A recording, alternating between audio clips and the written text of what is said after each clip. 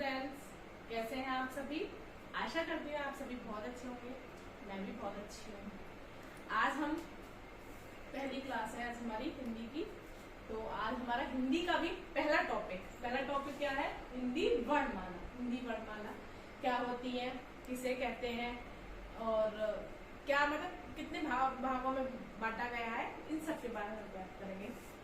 हिंदी वर्णमाला से पहले मैं आपको एक बात बताऊंगी कि जिस प्रकार हम एक धागे में मोतियों को परोते हैं या सजाते हैं, तो वो हमारा क्या कहलाती है, क्या बनकर तैयार होती है? माला बनकर तैयार होती है।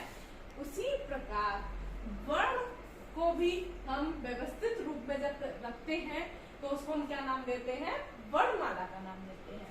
अब हम आगे पढ़ेंगे वर्णमाला होती क्या है।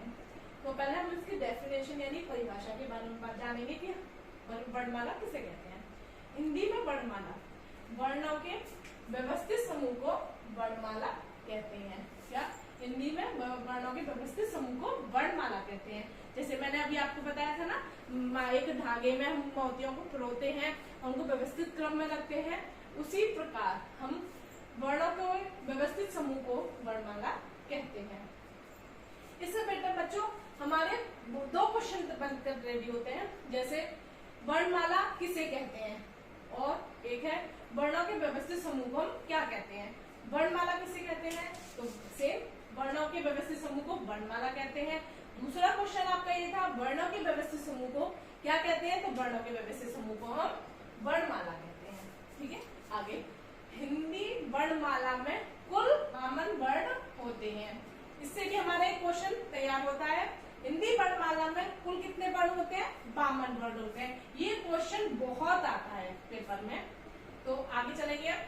हिंदी भाषा देवनागरी लिपि में लिखी जाती है। हिंदी भाषा किस लिपि में लिखी जाती है? तो देवनागरी लिपि में लिखी जाती है। जैसे पंजाबी आपकी गुरुमुखी में होती है, इसी प्रकार हिंदी भाषा भी देवनागरी लिपि में होती है। इससे ध्यान रखिएगा, ये भी एक क्वेश्चन आता है, इम्पोर्टेंट है कि हिंदी भाषा किस लिपि में लिखी जाती है? तो देवनागरी लिपि में लिखी जाती है। नेक्स्ट है आपका वर्ण, इम्पोर्टेंट है, ध्यान से सुनिएगा। वर्ण किसे कहते हैं?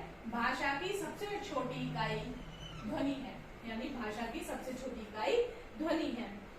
ध्वनि के लिपिबद्ध चिन्हों को हम वर्ण कहते हैं। जैसे आपने देखा हो आप देख के ही तो बता सकते हैं क्या चीज है कि ये आ लिख रहा है। अब आपको तो सा नहीं बोल सकते, जब आपको लिपिबद्ध यानी चिन्ह आपको पता है तभी तो आप इसको आ बोल सकते हैं। ठीक है, नेक्स्ट आपका ध्यान रखिएगा, इम्पोर्टेंट नोट इस चीज का। लेखन की दृष्टि से भाषा की सबसे छोटी इकाई वर्ण है, यानी लिखने की दृष्टि से जब हम कोई लिखते हैं तो उस दृष्टि को देखकर हम सबसे भाषा की सबसे छोटी इकाई क्या कहलाएगी? वर्ण कहलाएगी। उच्चारण की दृष्टि से यानी बोलने की दृष्टि से, उच्चारण मीन्स बोलना की दृष्टि से भाषा की सबसे छोटी इकाई क्या होती है? ध्वनि। ध्वनि से ही तो हमारा उच्चारण, मतलब जब उच्चारण करते हैं तो आवाज निकलती है ना, ध्वनि मुख से आवाज निकलती है, ध्वनि निकलती है, तो तभी तो वर्ण निकलते हैं हमारे। तो उच्चारण की दृष्टि से भाषा की सबसे छोटी इकाई ध्वनि होती। एक चीज हमें ध्यान रखिएगा, एक क्वेश्चन आता है, भाषा की सबसे छोटी इकाई क्या है? ऑप्शन आपको मिलेंगे वर्ण या ध्वनि।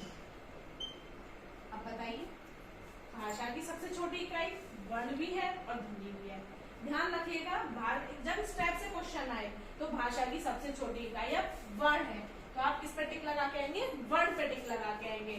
अब हम वर्णमाला को कितने भागों में बांटा गया है ये देखेंगे।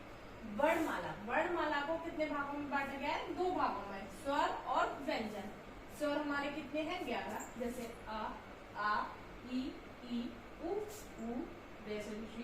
ए, ओ, यानी कि आ से ओ तक को हम स्वर बोलते हैं। ये हमारे 11 होते हैं। व्यंजन कितने होते हैं? 33, का से हा तक, का, खा, गा, घा, णा, चा, छा, जा, झा, णा, टा, ठा, डा, ढा, णा, णा, ता, ठा, दा, धा, ना, पा, फा, बा, भा, मा, या, रा, ला, बा, शा, शा, सा, हा। यानी कि हमारे कितने हो गए? 33, यानी कि 11 प्लस 33 कितने हो गए हमारे 44 हो गए ना। तो अभी कम है वर्णमाला, तो अब हमारे होते हैं 4 हमारे संयुक्त व्यंजन होते हैं। कितने होते हैं 4, छ, त्र, ज्ञ, श, ये हमारे 4 वर्ण होते हैं। अब 2 वर्ण हमारे होते हैं अयोग्य वाहक यानी अंग, अंगराहा, यानी कि इसके हम कहते हैं छोटी अंग, बड़ी अंग। इसके हमारे ऊपर बिंदी लगी है, इसके लास्ट में बिंदी लगी है। अब यह है द्विगुण वर्ण। 2 हमारे कौन से होते हैं द्विगुण वर्ण, जिसमें हमारे नीचे नुक्ता लगे होते हैं। अब एक चीज और ध्यान रखिएगा बच्चों, आपने यहाँ भी देखा होगा अड़ा और यहाँ भी देखा होगा अपने अड़ा, इसमें हम नुक्ता लगा देते हैं नीचे नुक्ता। जैसे आपने देखा होगा अड़ा और ड़ा, इसको हम क्या लिखेंगे डमरू लिखते हैं। मैं इस टाइप से डमरू, इसमें कोई नुक्ता नहीं आता। लेकिन आपने कभी देखा है सड़क, उसमें नुक्ता आता है, तो ये हमारा द्विगुण वर्ण हो जाते हैं। जैसे ढ और ढ, ये हो गया हमारा ढक्कन और ये हो गया हमारा पढ़ना, इसमें हमारा नुक्ता लग गया। अब हमारे कितना हो गया 44 हमारे यहाँ हो चुका था। अब हमारे 4 संयुक्त व्यंजन थे, 2 अयोग्य वाहक थे हमारे और 2 हमारे द्विगुण थे। तो हमारे टोटल कितना हो गया